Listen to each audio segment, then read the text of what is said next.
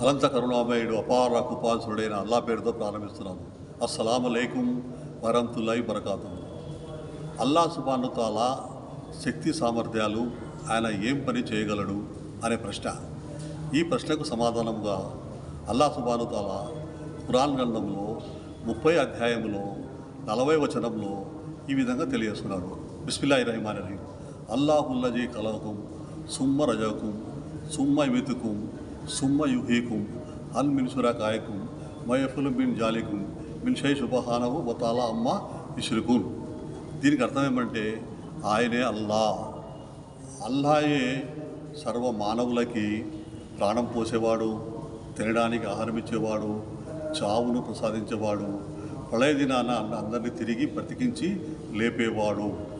ఆయన చేసే ఈ 4 పనులలో మీరు ఎవరైతే అల్లాను వదిలిపెట్టి ఇతరులను ప్రార్థిస్తున్నారో వాళ్ళల్లో ఎవరైనా ఒక పనైనా చేయగలరా?